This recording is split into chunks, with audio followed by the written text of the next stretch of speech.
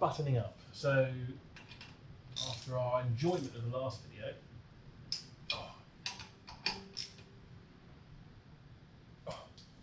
we're now just doing everything up. So I've just done the gearbox mounts there. One big tip, these Weira swivel head ratchets are fantastic because I'm getting into a little space like that.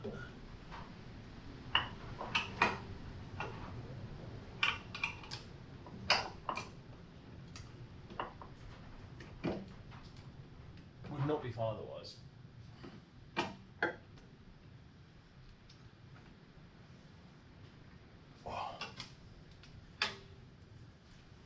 Because they've got a couple of settings, but equally you can do that whilst you're doing it up, so you can move up and over things.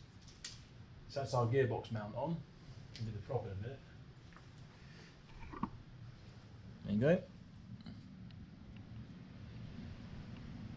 It's looking good.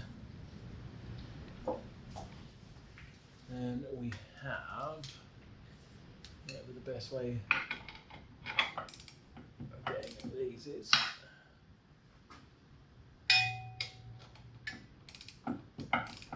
Why is it the ratchet spanner goes going the wrong way? You can probably wedge that. And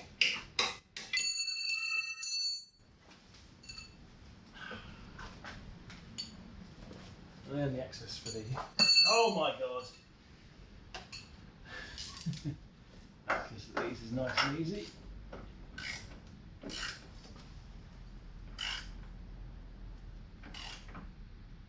Oh, incidentally, this is where the battery goes. So you've got the back of the engine mounts there.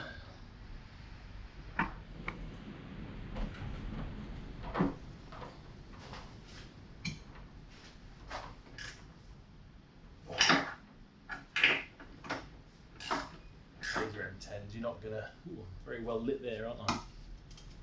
So these are M10s, so you can be pretty happy with these.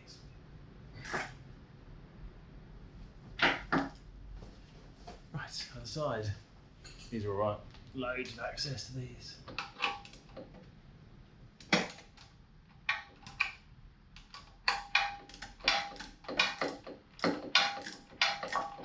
I shouldn't have had to worry really about my brake lights either, so they were nice and easy.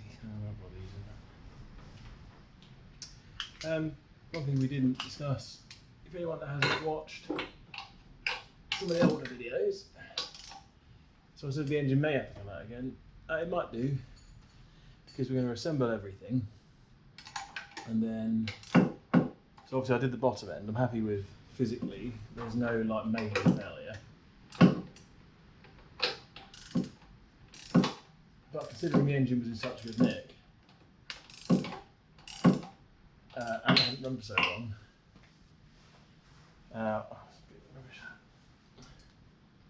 yeah, considering the engine was in such good nick visibly, rather than take the head off, elected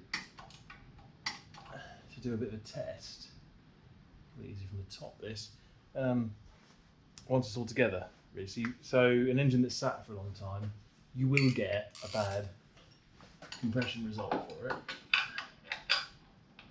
because all the surfaces are not going to be very happy, which is perfectly normal. So we're going to try and run it up once we've got it in the bay. And that's why I'm just sort of wary. Yeah, it is dry sump. We want all the oil stuff and all the oil gubbins and things in. And either way, it's not a bad, not a particularly bad thing, because with all the other stuff we're doing, we're making sure we've got all the parts. There we go. We need, which are obviously quite important.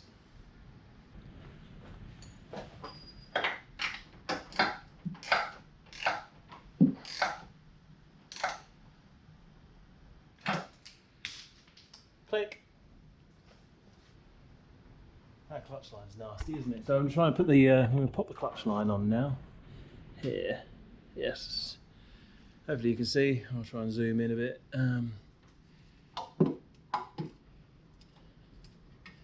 We'll see a bit, zoom in a bit in post.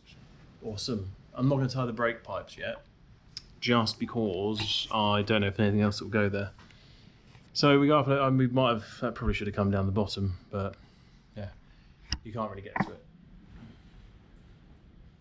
it. You could probably change it with a horseshoe spanner, but it'll be fine. I think all we'll do is just tie it down a little bit, and that will be Technic. It'll do it Technic. You won't see it under the inlet manifold anyway. So underneath, engine mounts done. You could take the wheels off actually. No, I won't worry about the brakes yet. Prop shaft? Prop shaft. Okay, prop shafts.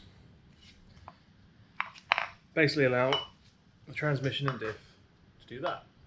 So as your suspension goes up and down, these allow movement whilst also passing drive from the gearbox to the rear diff. Maintainable points, universal joints. So you want to just basically twist them against, so we're going that way, no play. And then the same in the other direction. And there is no play at all. They should be easy to move. And like these, where they've got little rubber boots on, make sure they're nice and not torn. They should also have a grease nipple, which use a horrible grease gun to fill with grease, because basically there's needle roller bearings inside there. That's missing it, but I don't think it looks too bad in there. And the movement's good, and it's well damped as well, so you can easily feel that it's definitely greased. So we can pop this on, and I'll get a replacement grease nipple, and then we'll grease it when it's on the car. Okay, so I've just greased up the sliding joint, and that goes into the gearbox. We then have, there we go.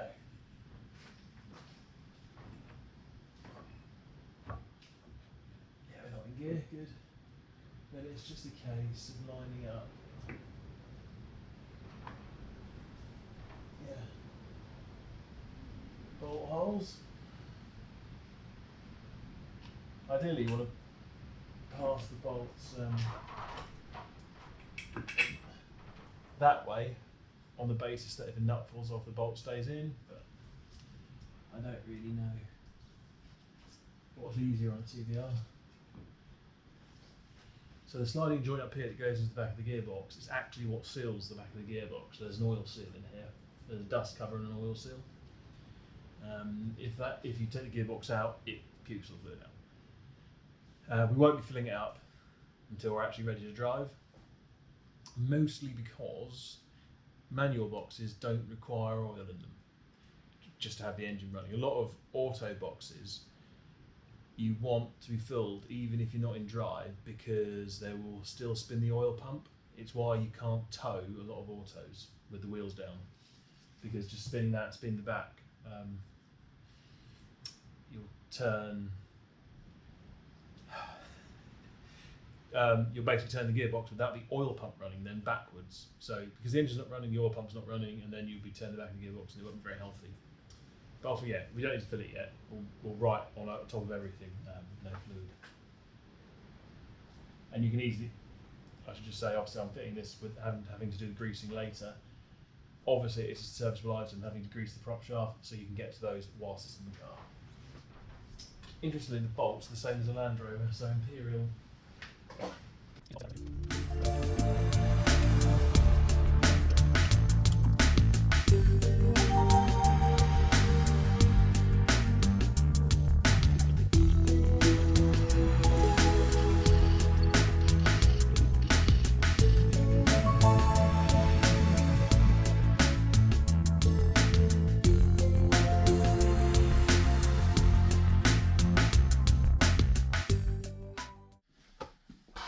Having a fraught day. Nothing damaged in the last flood. but everything's bloody wet and damp and I don't know.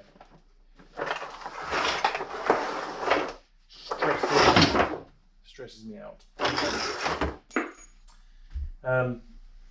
I want to paint the calipers so I can put them on the car because that's what they should be. But to do that, I want to make sure they're okay. Now I know they all work, they're in really good nick. No real leaks and everything's not very stuck. But the only thing that is stuck are the bleeding. And obviously there's no point in painting them and then attacking them with a blowtorch. And I don't want to break them off. And see if I can keep my 100%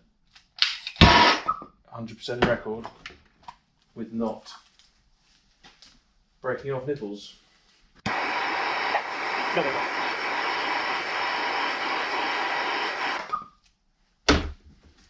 We're going for the same thing we did before. Heat, capillary action.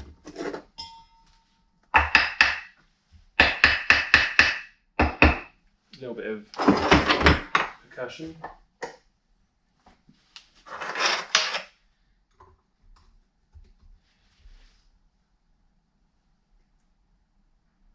Cool.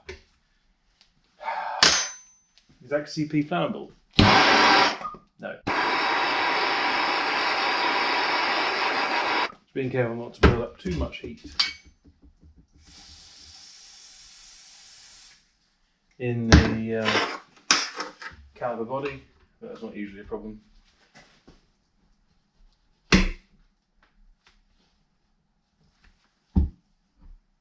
Oh, a little bit of movement. But I don't want to damage the caliper body too much.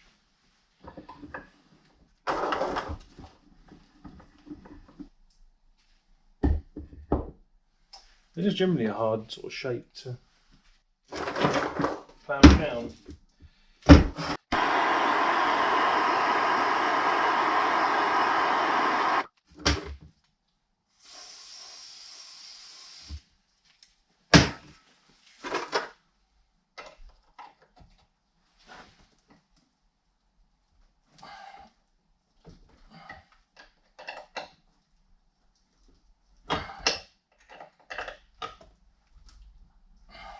Which way are we going?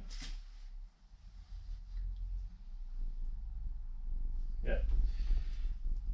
Okay,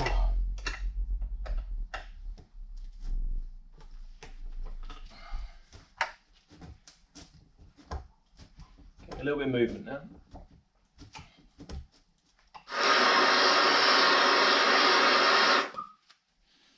That heating and cooling effect will help. Singeing my workbench. Also though, as it shrinks, as it cools, so obviously when metal is heated it expands, then when it rapidly cools it shrinks back and it will suck the penetrating oil into the threads.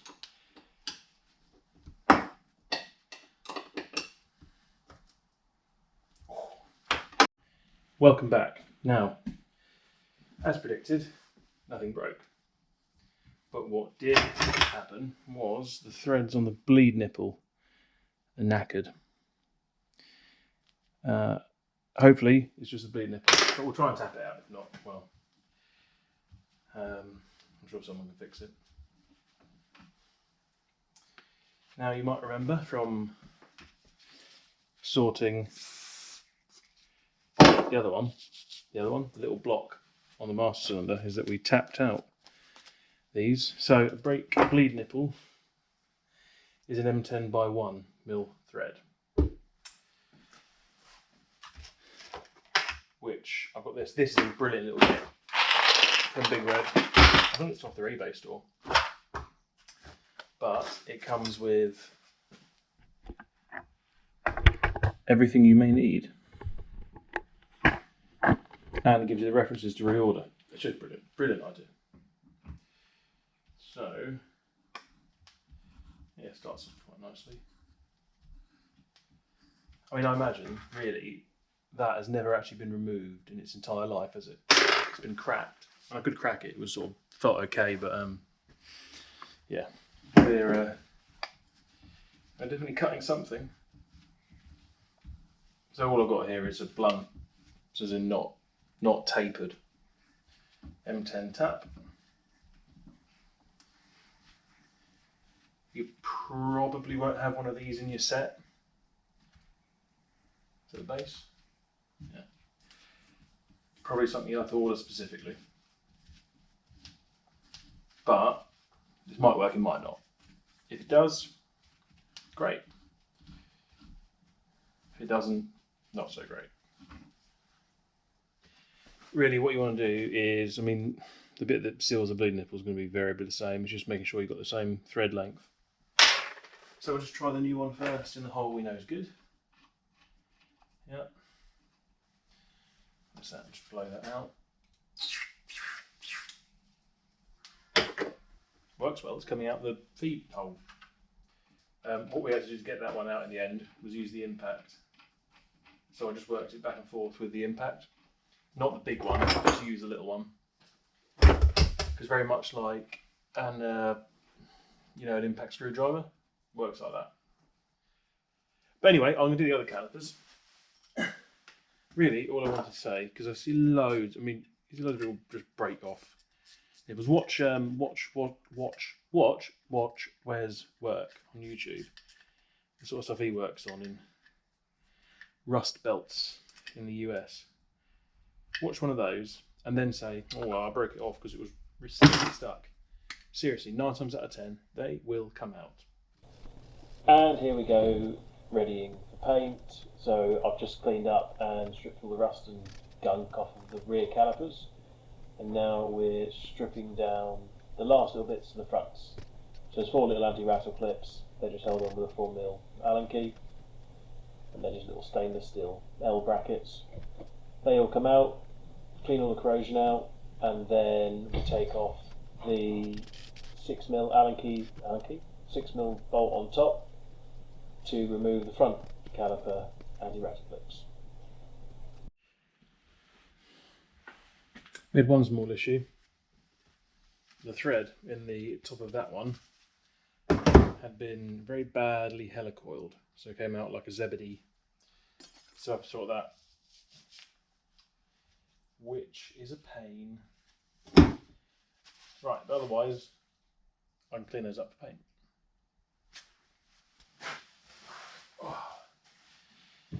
Oh, that's a lot easier.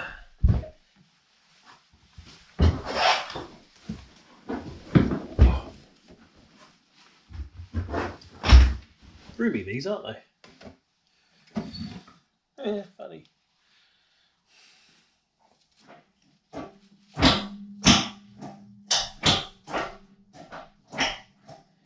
Yeah. I also just sat in the seats for the first time when it was on the floor. Very comfy. Okay, I did a short the other day on how I do car wiring. Now, I'm a bit of a tit because I seem to do this often. I did a Silver Shadow 2 for my dad, which I've only mentioned 100 times, I imagine. But that was all stripped by someone else. And you would be right in thinking that is probably one of the worst things to try and do. So, yes. Anyway, right,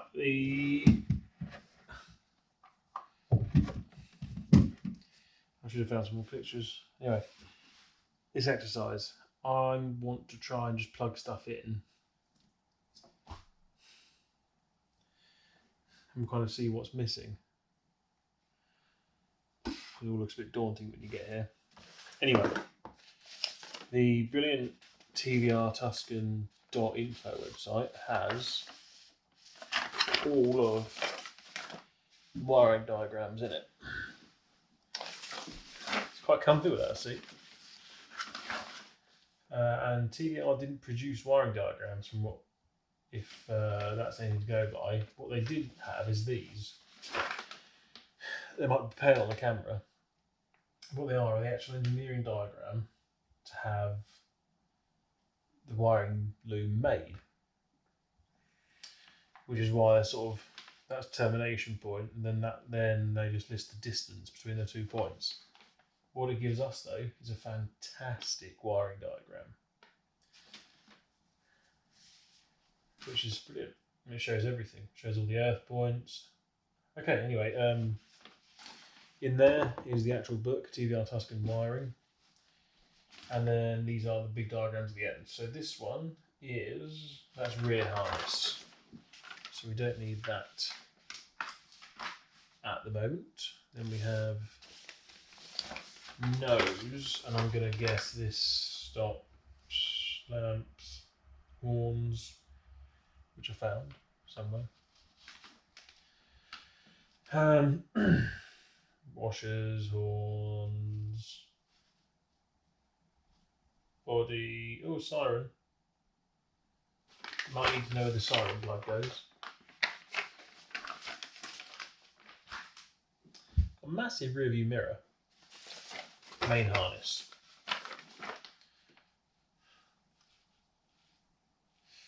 It's big. It's very big. So, and then this is the book, which I really should have done double-sided. It's only 80 pages, it's not that terrifying. Okay, so you bought a car, you've gone against all advice, and you bought a car that someone else has dismantled. Where do you start with electrics? Well, pick somewhere and go from there, really. Let's start with, so these plugs look horrible. The quality is really shit. Saying that, none of them are broken, but start with the obvious. Have a look. There's not many electrics on a TVR anyway. Shouldn't look like that. So to start with, we can see an issue. I do have a key. I also have a full alarm system, but I've not shown you that bit yet.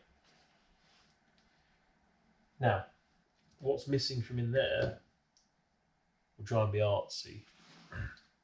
I want to take some pictures.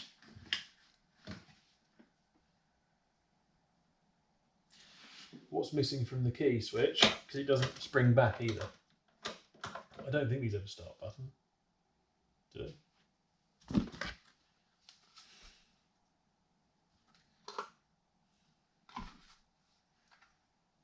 Oh, that goes in there, doesn't it? Sorry, getting distracted. The whole back end of this is knackered. Now, TVR didn't make ignition switches, so we're going to look for part number.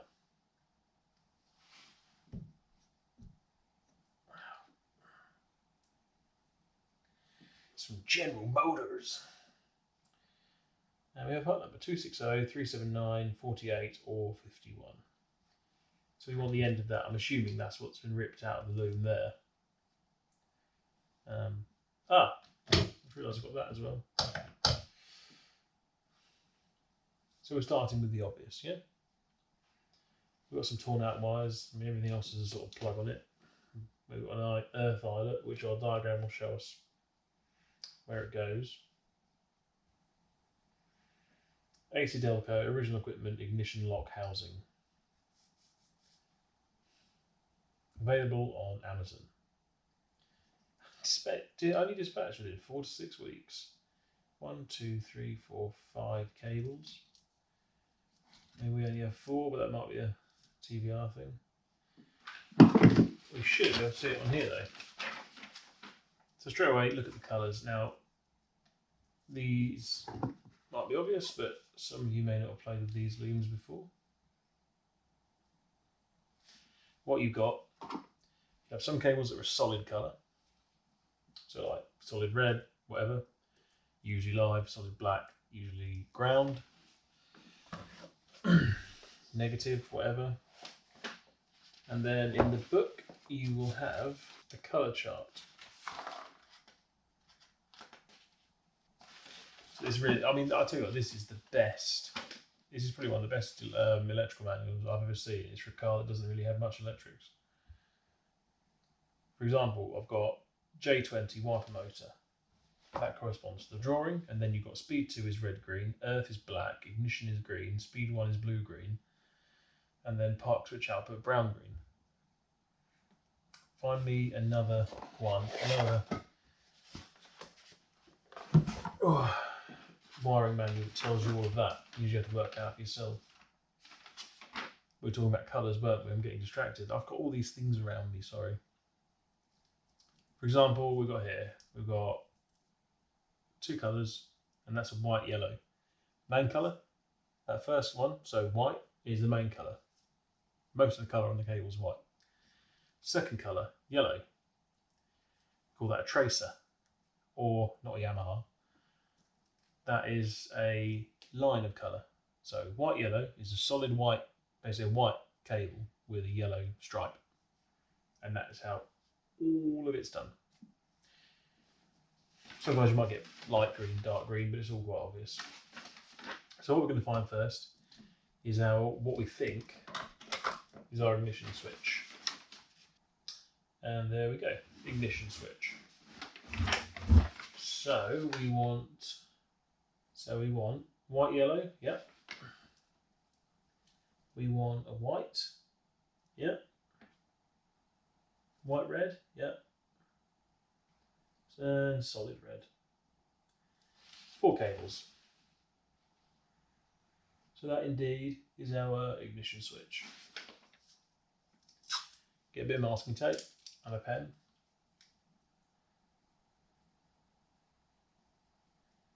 And just write, you can do it in your own parlance if you like. IGN SW ignition switch. Just tape it around that, like that. Now we have no idea where that goes, or how it's routed. We also have no idea how it's connected. But we need to find out what car it's from, because we could probably get one second hand. And then there'll be some way in which we can sort the key barrel,